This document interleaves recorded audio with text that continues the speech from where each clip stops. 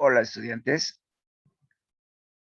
el día de hoy vamos a revisar otro ejercicio de impulso y cantidad de movimiento, aunque vamos a trabajar únicamente con cantidad de movimiento.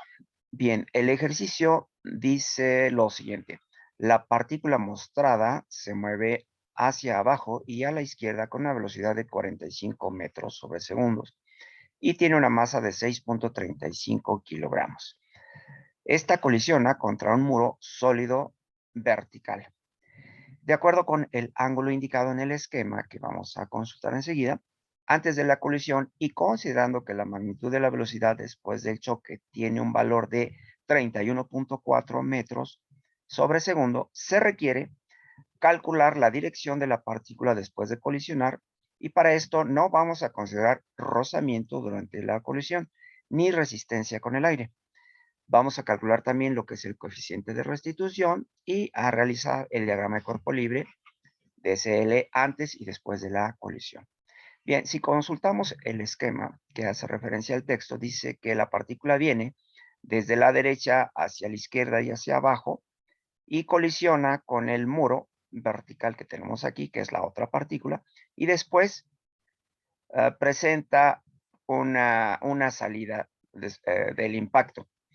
Para ello hay un ángulo asociado aquí de 40 grados entre la dirección que tiene la partícula antes de la colisión con el eje X en este caso, o la horizontal.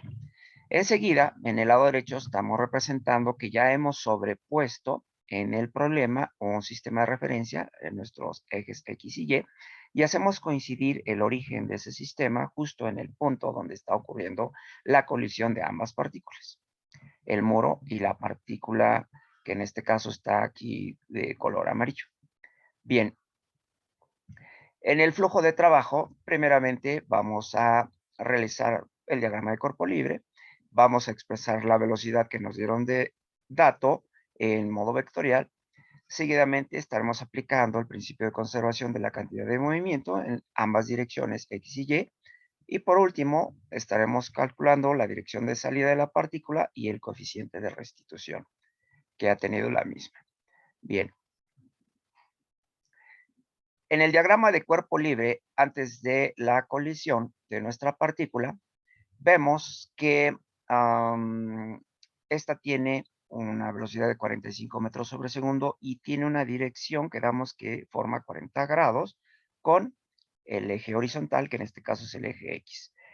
Si trasladamos este vector de velocidad sobre su misma línea de acción y lo anclamos en el origen del sistema de referencia, seguirá formando 40 grados con el eje de las X, o mejor dicho, el lado negativo del eje de las X. Sin embargo, a nosotros nos conviene expresar el ángulo que está relacionado con nuestro vector de velocidad de manera global. Para eso, lo que hacemos es que los 40 grados que hay entre el lado negativo del eje X y la dirección de nuestro vector, le vamos a sumar los 180 grados que están siendo medidos desde el eje positivo de las X en sentido antihorario. 180 grados más los 40 forman los 220 grados. Y con ese ángulo de 220 grados podemos convertir en vector nuestro vector que tiene la partícula al inicio de la colisión. Enseguida, pues estaremos utilizando el operador de coseno y seno aplicado al ángulo de 220 grados, que será aplicable entonces al vector de velocidad que tiene 45 metros sobre segundo. Bien, aquí es importante resaltar que empezamos a utilizar subíndices. Con subíndice 1 nos referimos a la partícula 1 y el subíndice A mayúscula se refiere a los eventos o conceptos que tenemos antes de la colisión.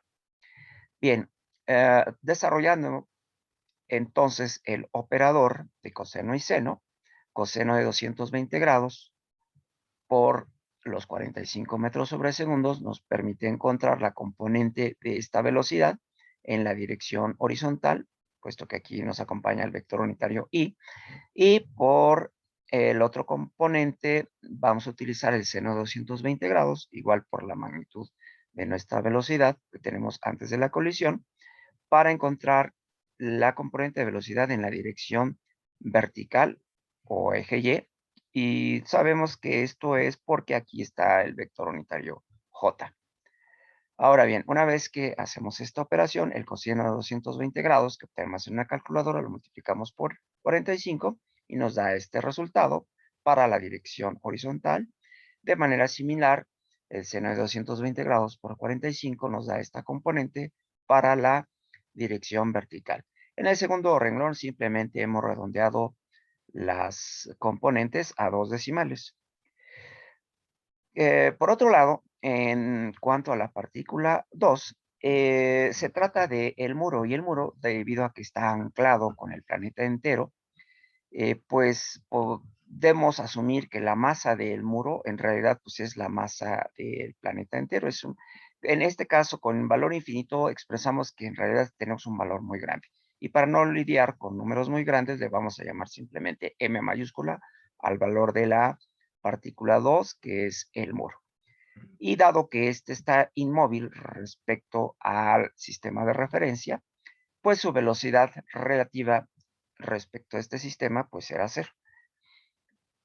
Bien, aplicando lo que es el principio de conservación de la cantidad de movimiento, me dice, vaya, que la partícula 1, por su velocidad antes de la colisión, más la masa de la partícula 2 por su velocidad antes de la colisión, va a ser igual a la masa de la partícula 1 después de la colisión más la masa de la partícula 2 después de la colisión.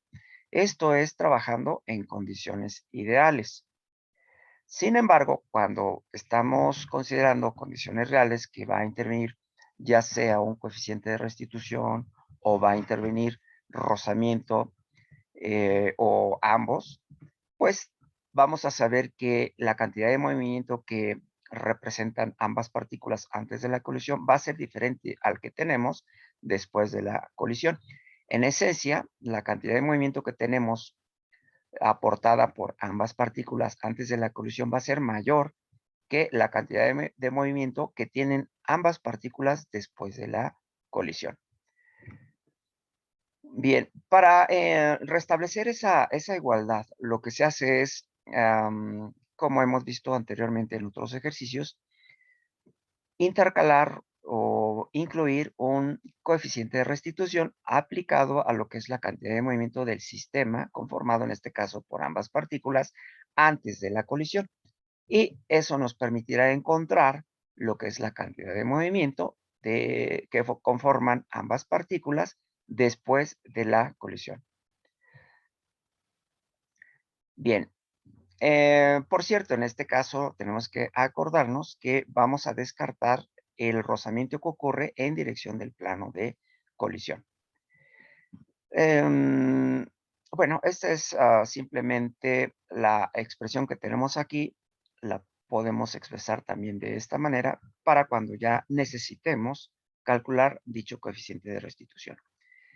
Bien, enseguida lo que vamos a hacer es identificar en este ejercicio lo que es el plano de contacto o de colisión y el eje de colisión. En este caso habíamos dicho que viene nuestra partícula que se está moviendo de derecha a izquierda y hacia abajo, y una vez que colisiona, pues sale en esta dirección. Aquí vamos a distinguir entonces que este sería nuestro plano de colisión o plano de contacto, en este caso es el eje vertical, y el eje de colisión, en este caso es el eje de las X. Y aquí vamos a recordar que el intercambio de momentum o la modificación del momentum va a ocurrir, en este caso, en dirección del eje de colisión, mientras que en dirección del plano de contacto o plano de colisión, debido a que no se está considerando rozamiento, no va a haber modificación del momentum en la dirección, en este caso, del eje Y. Bien. Enseguida, pues si ya nos abocamos a desarrollar lo que es el principio de conservación